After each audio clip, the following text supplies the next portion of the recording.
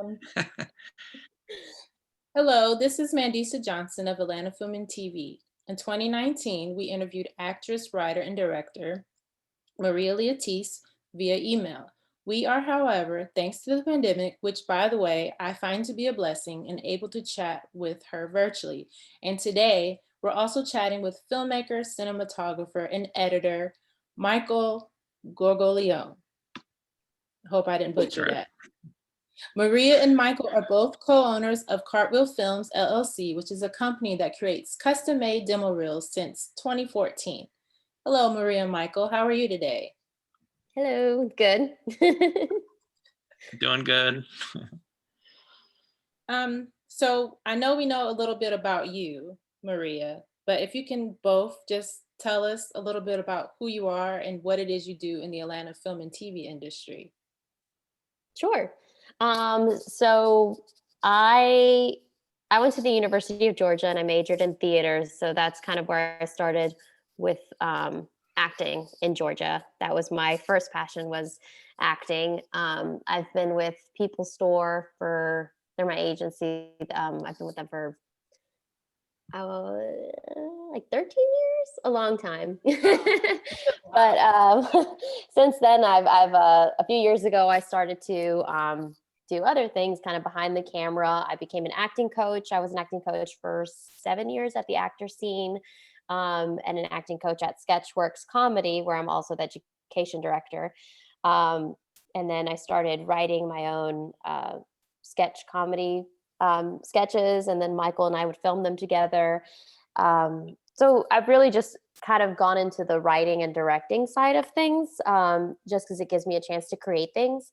And in 2014, I met up with Michael and asked him if he wanted to start Cartwheel Films with me, so that it would give me the opportunity to write and direct, and him to film and edit, and to be able to work with actors in Georgia and help them create reels for their acting reel. Wow. Michael, if you want to say who you are and what it is you do.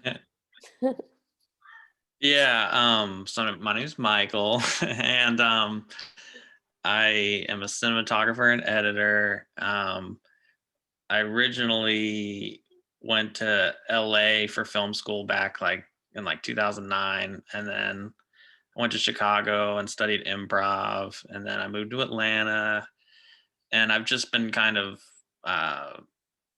building up like a clientele and building up my skills over the past long time. And I shoot short films, and I made a feature film a few years ago, and I was a part of a sketch comedy group called Ladies Night for several years, and we had a show running in Atlanta. So I've just been kind of doing all different kind of stuff related to film and video and stuff like that. So You guys both have amazing backgrounds. So can you talk to us about your journey of how and why you both collaborated to form Cartwheel Films LLC? Yeah, so I mean, coming from the side of being an actress, I know how the people struggle with trying to get their reels together. I've said this before, it's kind of like the chicken and the egg scenario, where they want you to have a reel to book a job, but then you need to book jobs to get a reel. So it was kind of a way to let actors have control a little more, where they get to showcase their talents and show people what they can do. We have showcases in theater to be able to showcase what they can do and find theater work. So that it's kind of similar to that, where instead it's on camera, and we're creating this original content for them to use in their reels. So everything that we shoot is original and written, custom made for that person, depending on what they're looking for. If they're like, oh, I want to be on this show, then we're going to do our best to show that they could be on that show. Wow, that's so cool. I might need to use you guys for myself. So we last spoke to you, Maria, back in October 2019, and we learned a little bit about Cartwheel Films, where you write and create demo reels, not just for the beginning actor, but also the actor lacking diversity in their demo reels. can you, oh, I'm sorry, this is the same question. All right, sorry about that. That's okay. I So, can answer it better. well, do you want to answer it better? Or I apologize. You gave me a great answer. I guess I just didn't think that that was the same question. I guess I should have asked Michael if he wanted to add anything. Michael, do you want to add anything to that? Unfortunately, I'd ask you to repeat the question because. Okay, sure. So can you share with us what inspired you both to start your company? And can you also share with us your journey from how you started your company to where you are now? I guess that was a little bit different, but. Yeah, there's more to that. I'll let Michael go first though. Yeah, I think I and I still do this, but I originally used it kind of as my film school because like it was just trying to make stuff and and I just wanted to film, and so I was like, what's a way I can make money and film and practice and like and then Maria had that idea and I was like, oh, that's perfect, I can pay to learn, and and then over time it just became I got we became better and better at it, and so we just stuck with it, and we were like, oh wow, we actually have like a business going. And it took us, there was a lot of trial and error with how we do it, and I think we just learned over time, and we actually kind of made a business, but it wasn't like an overnight thing. It was a long period of time. Yeah, it's definitely been kind of a growth from when we first started to now. I mean, just talking about how our footage looks, if people go on our YouTube page, they can see the difference from our more recent stuff to the past things. We're trying to, just improve our quality as we go along as well. We want to provide the best quality possible. So we're growing, me and Michael, as artists, as writers, as cinematographers, and as a business. Now we have a couple of writers who are contracted with us to provide their own writing skills, and we're doing other different kinds of projects just to try to keep growing and getting to create more and more content, because that's where we just feel a little more fulfilled and feel like we actually get to do something instead of just, from an acting standpoint, waiting around for an acting gig or waiting around for that film job. Right. That's great. Growth is always important. I feel like with Atlanta Film and TV, we've only been around for 2 years, and like within the 2 years, we've grown. Yeah. So growth is important. And that's great that you guys are growing. So as co-founders of Cartwheel Films LLC, talk to us about what each of your roles consist of. Sure. I'm kind of the administrative person first and foremost, I guess. I'm the one who does all the paperwork stuff.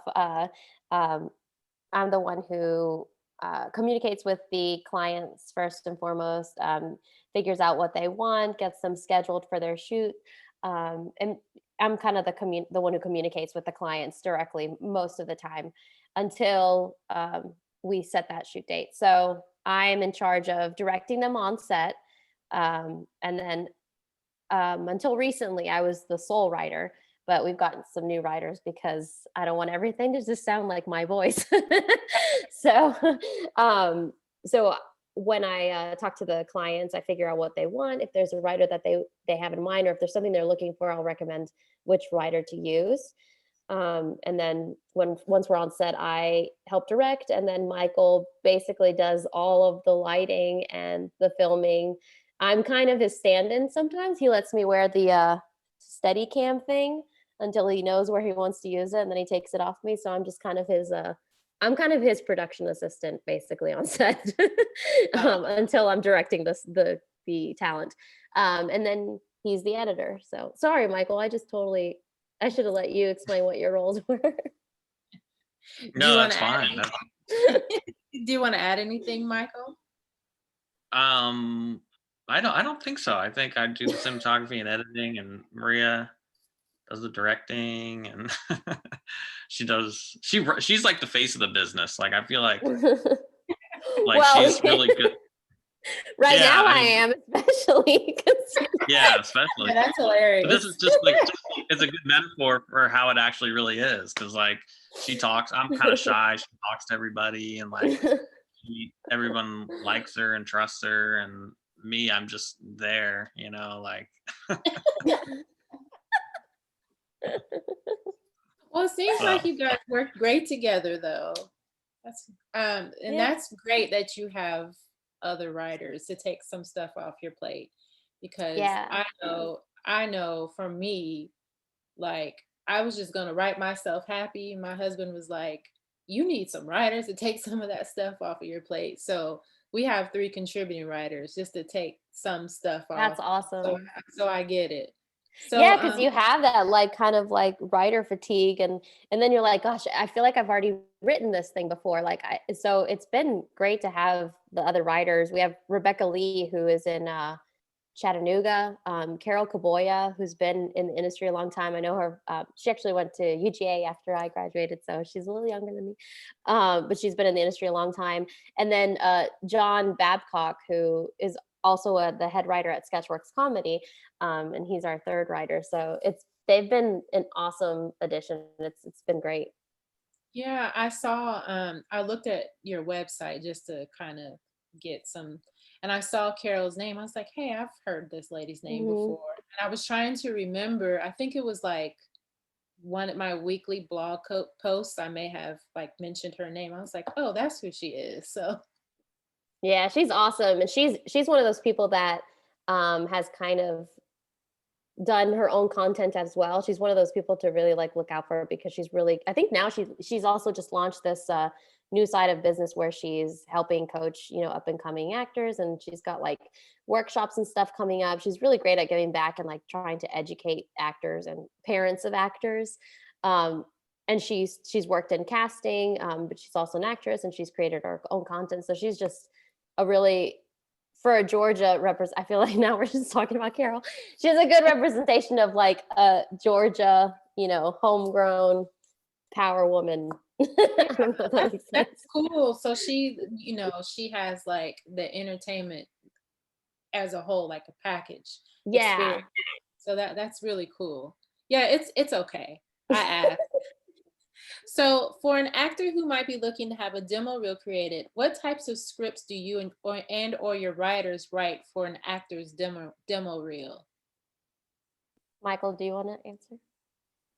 Or- I think that's a question for you. Okay. um, so when an actor reaches out, I send them kind of like a questionnaire of what they're looking for. So I ask them like, what are some of your favorite TV shows, movies, style, genres? What type of roles do you usually get cast in? And then I ask them to send me a headshot and preferably a video, because I want to see what their type is. Okay. And then I ask them just a little bit about them, like just tell me stuff about yourself, just so I can get kind of like it's so hard to start from scratch, for writing with someone. So it helps if they can just tell me something like, oh my gosh, I'm obsessed with dogs. Then I can use that as like a way to run with it. It's almost like improv, where it's like, give me a suggestion, dogs. And then I run with that idea of dogs. Oh, her dog just died and she's, whatever. That, of course, the dramatic monologue.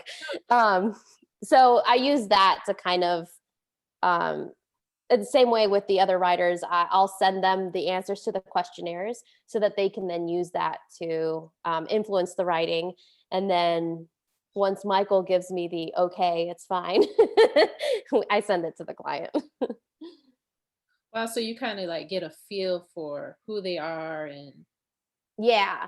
Like we've had one that he talked about his family a lot. He was very close with his family. And so the monologue that I ended up writing was like a dramatic one that he was trying to get custody of his younger siblings. And so that's kind of how it influences that. I kind of take something of what they say that sparks something else. Um, or if they, and then I'll use like examples of shows that they really like. I used to get Scream Queens a lot, which I love. So I would try to mimic that Ryan Murphy-esque type speech. Thankfully, I watch a lot of TV, so a That's lot of good. it helps because a lot of times they're like, "Oh, I would love to be on this show or that show," and I'm like, "Oh, me too. I know exactly that type of show."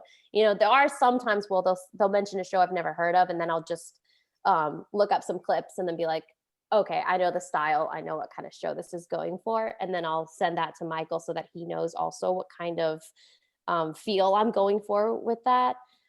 We've gotten a lot of Euphoria lately, which Michael loves because the cinematography in that show is awesome. So it's very heavy type of material, but it's always really fun to shoot. So yeah, we get like the different styles based off of what people are looking for. We used to get a lot of Walking Dead, a lot. I bet. I bet. You get maybe I might not. I don't know if you do. Do you get a lot of like Stranger Things stuff? Oh yeah, especially with the kids. Yeah, we've gotten a few of those that we've shot. Yeah, it's always like there's like a monster coming after the kids. That would be one that my 13-year-old would ask for, one with Stranger Things. She Yeah. loves the show. Yeah, that's definitely one of the ones we get a lot. Wow. So COVID has brought about a paradigm shift over the past year, and technology is being used in the entertainment industry in ways we hadn't imagined before. Due to how content is now being created, produced, and distributed, in your opinion, how is this advantageous for creatives, and has Cartwheel Films had to pivot in any way? Michael? That's a good question. Um, I think like the internet has brought on, I think back like before our time, it was just, it was like TV and film was like, the only avenues. But now with internet, it opens the doors up for so many content creators to create stuff and for companies to use the internet. It's really, it's like, it's created just a huge demand, and I think it's more easily accessible for people to get to start shooting and stuff to get into the internet side of things, because television and film is hard to get into, and I would just say the internet has opened a lot of doors for a lot of people, and and that's kind of where we started too. So Yeah, I mean, I will say with the pandemic hitting and everything, I mean, there was a little bit of a time where we had to, I mean, we didn't really stop shooting. It was just kind of slower because people were quarantining and everything. But thankfully, since we've always kept our company really small, it hasn't affected us really because on set, it's only me and Michael. We don't have anyone else on set with us. Purposely, because if we have more people on set, that's more people we have to pay. So it helps keep prices lower. And it's worked in our favor because since it's just the two of us and then maybe the client or the client plus one other person that they bring with them, or if they're doing a scene, it's two people. It hasn't been hard to keep everyone safe or keep our distance. We'll follow whatever protocol makes the client comfortable, but because it's just us, it hasn't really affected us too much, where it's affected us negatively. As far as it changing the dynamic, I feel like there's actually a lot more people now looking to create their reels because so much is dependent on these like virtual submissions now, that it's really important to have your footage. And so a lot of actors are like trying to get their stuff together, like, oh, now that I've been quarantining, I'm really trying to get my stuff together, get my new headshots. I've gotten that a lot lately, like I'm really trying to get my stuff. This is like their time of growth, personal growth. And so we've been getting a lot of people that are like, I just need to shoot my demo reel now. I'm ready to do this. I'm ready. They're just ready to get back out there. So I think this gives them the chance to be like, okay, I'm starting this right. I'm getting my footage together so that I can start submitting for projects. And so for us, it's been good. I mean, we've been thankfully blessed because I know a lot of people took a really heavy hit. And I know like as an actor, it's been kind of weird. I just had to do an audition, from my house, and I don't have like the greatest setup. So it's always really awkward. I'm like, oh, I just want to go into an audition, like just to see the casting director and know exactly what they want. But thankfully, the way we've been doing things, thankfully, it worked, and we didn't have to change too much. And with like coachings and stuff, thankfully we are able to do virtual coaching one-on-one. We have a lot of clients anyway that are from other states. So I do a lot of virtual coaching instead of in-person coaching anyway. Um, so yeah, it hasn't really changed too much, thankfully. That's great. That's great. Do you think once the pandemic is over, whenever that will be, do you think that it will stay the same? Like where there's a lot of virtual things? Um, I think there is definitely gonna be things that stick around. I think that it's cheaper to do certain things, like renting space is very expensive for a lot of people. So I have a feeling that people are just gonna be like, instead of renting a space, let's just do all these virtual auditions, which sucks for the actor, but it's cheaper for the casting or for the production company. So I have a feeling there's gonna be some changes, but I think when the pandemic is over, hopefully people will be just more excited to get projects done. So I think there's going to be like an outpour of just things being shot everywhere. What do you think, Michael? I'm sorry. No, that was. I mean, I think I was off topic so when I was answering. So I think you sound pretty good. So, Cartwheel Films currently collaborated with the Robert Mello Studio in Atlanta. Can you share a little bit more about that? So this is actually something that we are in progress of doing. We haven't launched it just yet. Um, we're hopefully going to start it in a couple of weeks. It's going to be kind of like a trial run to see how it works, and try to figure out the best way to do this. So we want people to get kind of on camera training prior to, more in preparation of their specific shoot that they're going to be doing with us. So it's a very focused class that will be like, we're going to pair you guys off. You're going to get an original scene written for you. You're going to rehearse it with the acting coach, which will be either Rob Mello, Kate Brown, or one of their acting coaches there. And then we're going to have a designated shoot date for each of those students. So it's kind of like those classes where it ends with like a showcase that agents go and attend at a theater, which unfortunately now you can't really do.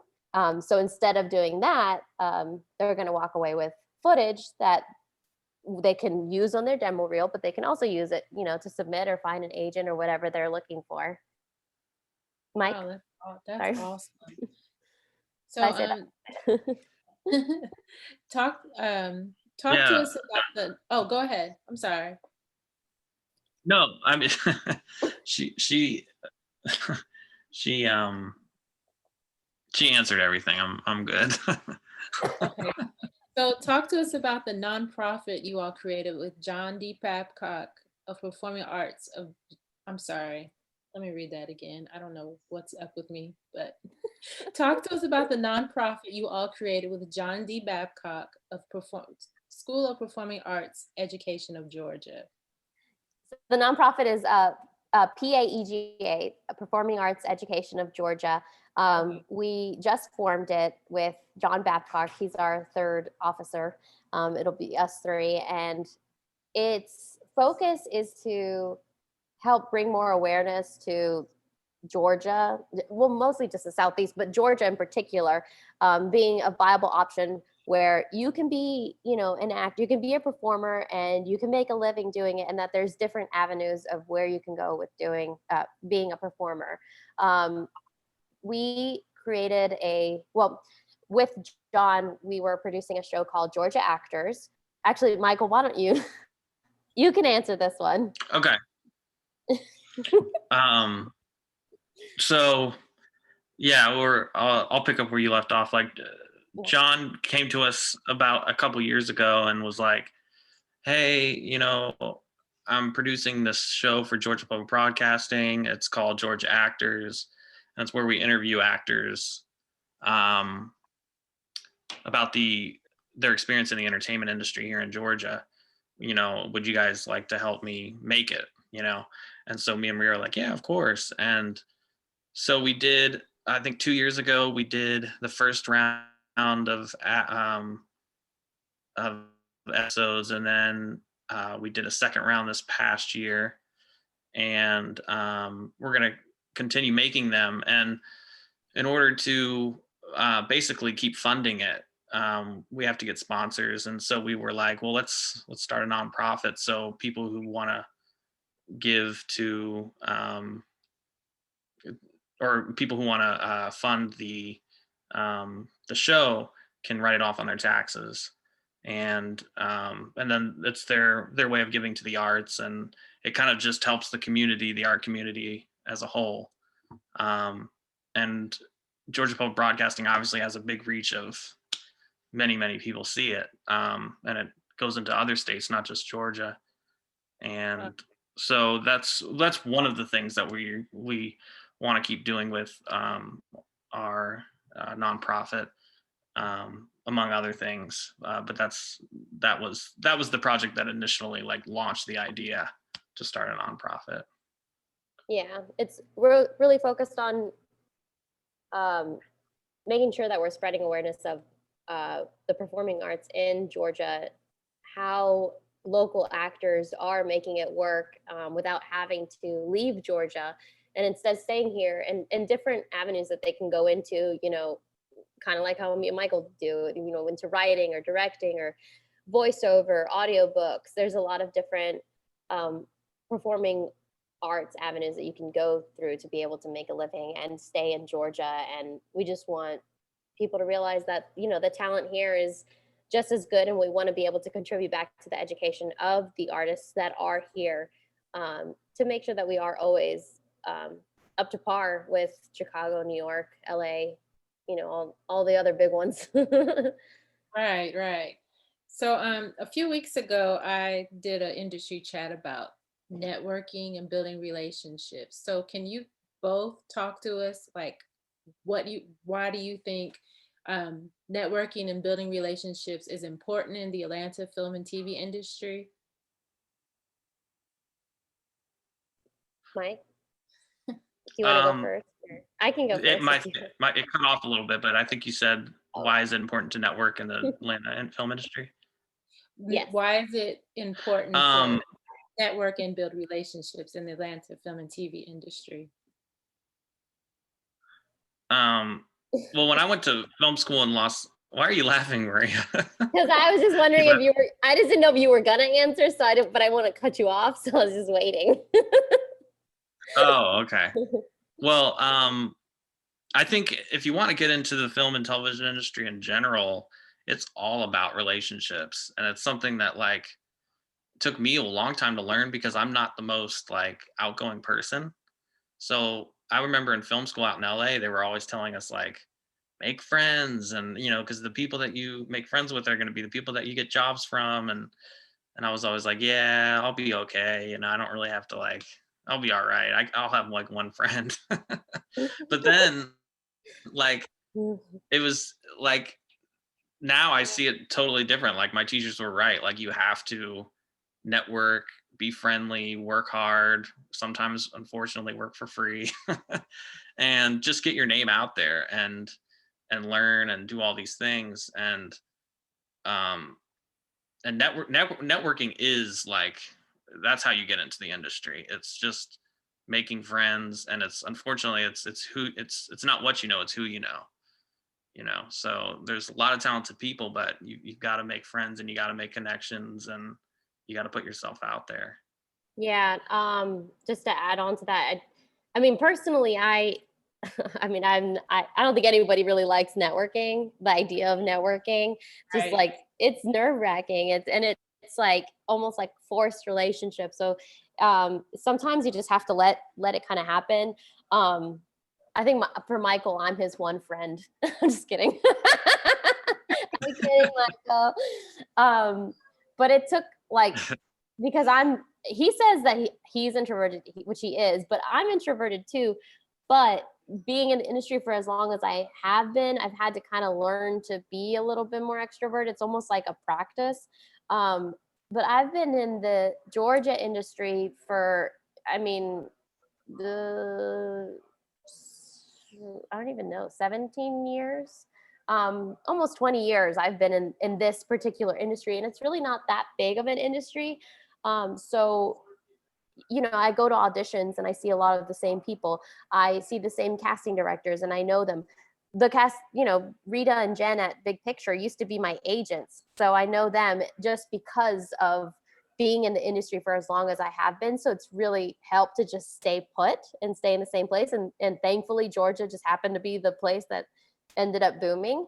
And like you said, it's really important to network because you don't know who might be a good person that will help you down the road. My friend, Casey, one of my very good friends, Casey, she was actually my acting coach at Sketchworks Comedy. Then we ended up being roommates. She was also the casting director at Listen Up audiobooks. And so that's how I got into audiobooks. It's just random stuff like that where you just meet people. It's awesome to be in theater because that's a great way to meet people in the industry. You automatically become an ensemble with people that you are in theater with. Even if you're not in one of the big theaters, take classes at, one of the improv theaters, or that's a great way to just meet other people that are in the performing arts, theater, film, TV. A lot of them, overlap. So it's just so great to be able to meet those people. And there are some people to stay away from as usual in this type of industry, but you're gonna find the good ones, and those are the ones that are going to help you and mentor you, lift you up. And then hopefully when you get to a good place, then you'll be the one that's going to be mentoring other people and helping those people. And I think that Michael and I have been in those places where we've been able to help other people find work, or recommend them something, or introduce two other people and be like, oh, this person would be able to help you with that project you two need to meet. And so I think that's just how this industry is a lot. It's, do you know anyone that would be able to help me with this project? And you just get to just being involved in going to events, going to shows. That's how you end up just naturally meeting people and finding your, it's going to sound so millennial, but finding your tribe. Yeah, no, I've heard that word being used a lot lately. So that's true. Especially in this industry where it's like, I mean, do I want to talk to this person who I don't really click with, and like I don't really see eye to eye on how we think the industry should be working? Or do I want to go talk to this person who wants to just create content and that isn't really interested in trying to figure out how to get to Hollywood and be famous? So that's my boyfriend. Oh, no. It's okay. Can you guys talk about what types of resources I have a good example of it. You've used to network, or sorry, it's okay.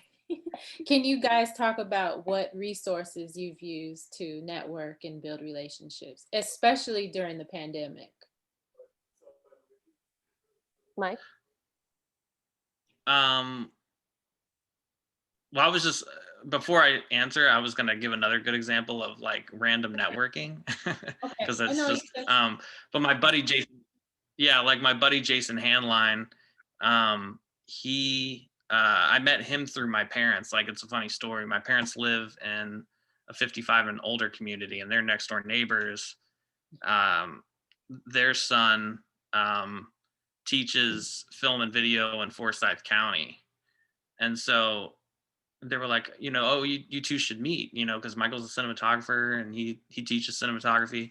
And then we met, and then we clicked, and now he's like, hey, you should be on, the board of the educational board for Forsyth County High School. And I was like, oh, okay. And it was just a weird thing. It's like, you never know who you're going to meet just by saying what you do, So what was your question again? Oh, No. I'm gonna ask it. Yeah, I mean, I Okay. feel like networking and just, I'm introverted like you guys are. My husband would say otherwise, but during this during this time of COVID, I mean, I have really been putting Atlanta Film and TV out there.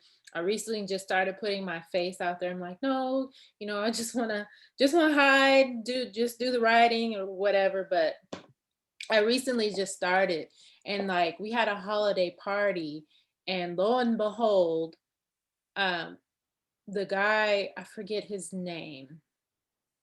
I see his face. But a guy from the group Smash Mouth came to our holiday party. And if he would have never said anything, we would have never known. And I was just like, wow, how did you find out about little Atlanta Film and TV? He said Facebook. And I was like, wow, just and we were Wow. able to network with him. So yeah. So That's that awesome. That's that so is cool. That's yeah. really cool. Yeah, I was just like, everybody was so excited, and I was just sitting there like, how did you find out about Atlanta Film and TV? So he just moved to like the area. So I just thought that was just awesome. So Cool. what resources have you guys used during the pandemic to network and build relationships? So, I mean, obviously we use social media. It's so funny because you're like, you put yourself out there. It's like so tempting every day. Just like, I just want to delete all of my social media. Right. But then you're like, oh no, but I gotta post a photo and show that I'm doing something. It's so hard, but the more you put yourself out there, the easier it is. And then, it's a great way for people to see you and be like, oh my gosh, I just saw that you posted this video and it looks great. What do I need to do that too? So obviously we use Facebook for Cartwheel Films, but mostly Instagram, I guess, would be our main one. And then we post everything on YouTube. Uh, as far as like from an administrative part and keeping things organized, because I'm really type A and I just I need everything like written out and organized. I use Trello. I used it before the pandemic. It's a virtual. I mean, it's a online, so it's a great. I use it for everything, not just cartwheels. I mean, like I have like boards for everything to be able to like see like, okay, so that Michael won't ask me a million questions and be like, look at the Trello board because it has the name of the client, what we need to do, when it's due, and then for each person. And so it's nicely organized. So he could just go on there since we're working virtually basically. I mean, we don't have like an office space. It's all online. So that's kind of like my online office, I guess. Mike. What about you, Michael? I basically said everything on like, I don't even know how like people would network without like being on without internet. Like I'm like, how did the world exist without internet? And how would like word of mouth happen without internet? So it's like I feel like our whole business is internet. Like like we're an internet company. Yeah, that's so true. I was wondering like what would happen if this would have happened 10 years ago. Like I think we would probably Yeah, all lose. exactly. I think everything would have just stopped for a while. Imagine trying to do everything on the phone. Oh, no.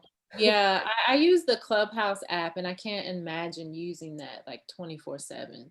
I That haven't tried that Clubhouse. I've heard of it, but I haven't tried it. yeah, it's a pretty cool app. We've done a few networking things, Atlanta Film and TV on there, but it's not something that I would want to do every day. Mhm. I do know people that do it every day, but it's a really cool app. There's a way you can connect with other people in the industry too. So that is a resource that I've used since December. That's when I got on there, but it's a really cool app. That's And you have to have interesting. an iPhone, yeah, or iPad in order to use it. Yeah, because that's actually a good point. I mean, we haven't had a chance to do any kind of like we used to do get connected sometimes or go to some other one of those type of events where we have a booth to be able to talk to actors directly. And we haven't really had a chance to do that since the pandemic. I mean, thankfully we haven't necessarily had to, but it is just always a good opportunity just for us to be able to get out there and be seen. So I do kind of miss having those events as something to be able to go to and have like a bunch of people there that we can immediately connect with. Even though I just said I hate networking. I do hate networking, but unless it's I'm talking about my business. I'm just kidding. Right. That is hilarious. We could always do a virtual event. That's what we're trying to figure like the right event to do for that people would want to attend for Atlanta Film and TV. So Yeah. I'm gonna have to see what you guys do. yeah, I'll invite you. I'll invite you both. So looking ahead, what can we expect next with Cartwheel Films? Michael? We want to just keep growing the company with the reels, but we also want to go into other areas. We started working with other nonprofits, and we want to move into also documentary work, and we want to move into all different kind of areas, not just stay with reels, even though we love doing reels. But we also, we want to make film or continue making films, and we just want to keep going. Yeah, basically, I mean, we're going to continue providing the services that we are with actors.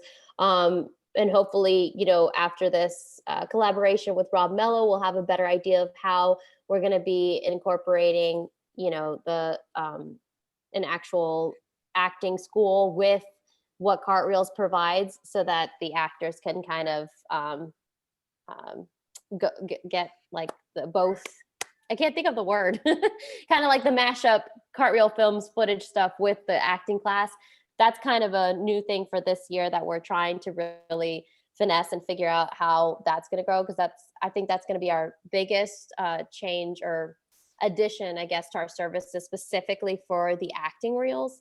Other than that, I think we are doing a little more corporate type work, and doing more interview style, documentary style, that footage, one for our nonprofit and for the show, the Georgia Actors, but also other type of small short film or smaller film projects, not necessarily like giant Hollywood blockbusters, but more like indie type projects.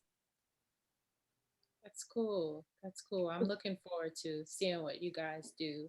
So how can someone get in touch with you both, if you want to share your social media and of course your website? Yeah. My Instagram is at Maria Liatis. I think it's just my first and last name. And then my website is marialiatis.com. I think it's just marialiatis.com. And then my Facebook is /Maria Liatis actress. It's really easy to find me because not a lot of people have my name, except like you pointed out, my sister's picture comes up when you Google me. It's I saw that too, and I like a while ago, and I sent it to her, and I'm like, what the heck? This is not me. So apparently she's an actress now and has my name. But yeah, so Maria Liatis, everything, marialiatis.com. For Cartwheel Films, it's cartwheelfilms.com, C-A-R-T, oh my gosh, CartreelFilms.com. And they can email us at hello@cartwheelfilms.com. And sorry, Michael has a website as well. So I have like 160 followers on Instagram, so don't laugh at me. No, you're good. But it's at Tilty, like TILTY, go bye. It's kind of a creative name I just randomly came up with. And I need more followers, so if you want to follow me, that'd be awesome. And my website is cinemabymikeg.com. So I have work on there, and it's not as cool looking as a Cartreels website because Maria's really good at websites. Mine's just black and kind of boring, but No, I I, like your website. I looked at it. I liked it. yeah, I like your really? website. see, I didn't. It's just black. It's like there's nothing to it, you know. No, it looks very 'Cause that- cinematic. Yeah, I thought Okay, so, too. well, Yeah. okay. All right, you guys are building my ego up. Well, it was very cinematic. I agree with Maria. So I'm glad you spelled out Okay. the word cartwheel. Cartwheel. I just said it Cartwheel. here. Because when I was coming up with the questions, I went to the website and I was like, oh my gosh, I spelled out cartwheel. I had to go back and I was like, it's not cartwheel, it's cartreel. So I'm so happy that you spelled that. We get it a lot. We get that a lot where people say cartwheel. But it's like a guy, he's doing a cartwheel inside a reel that is the wheel of a cart. Oh, wow, that's interesting. I have Wow. like a whole animation that I want to happen. I've been wanting it to happen for the last like 6-7 years. I just need to have like an animator do it. So if there's an animator out there that knows how to do this, I know quite a few animators. do you? Because I've been wanting this animation of a little guy doing a cartwheel in the cart wheels. You know what I mean? Yeah. Yes, that's I have an animation. I don't talk about it a lot. And it was, well, we were under a shopping agreement and I actually sent a script to Autumn Bailey Yeah. before the pandemic. I wasn't going to because I just was like, no. But she loved it and she wanted, she was like, I think I want to try to shop this around. So now it's in front of 2 major production companies. We're just waiting for an answer from either one. So it's just like the process is just so long. And it's like, can you just tell me? Oh, but that's so cool though. Yeah. Thank you. Thank you. That's always Yeah, so that's exciting. Yeah, thank you so much. It's very nerve-wracking. My husband was like, email Autumn. I was like, well, I don't think she knows anything because she's been keeping us updated on, everything. That's like the worst is like, but I mean, the waiting, but at least you try. I mean, at least you're like, you put it out there. Cause I mean, just putting it out there is really scary, you know? Yeah. I mean, you could have Yeah. just held on to your work and never showed it to anyone. I know Yeah. Michael's like probably gonna give me a lecture after this. Like, see, Maria, you need to take your own advice. And we can't see him, but I'm sure he's like, mm-hmm. Told you. Well, thank you both. It was great meeting you, Michael, and great to finally like sit down with you, Maria, and talk to you virtually. Yeah. So thank you so much. Thank you. Yes, thank you.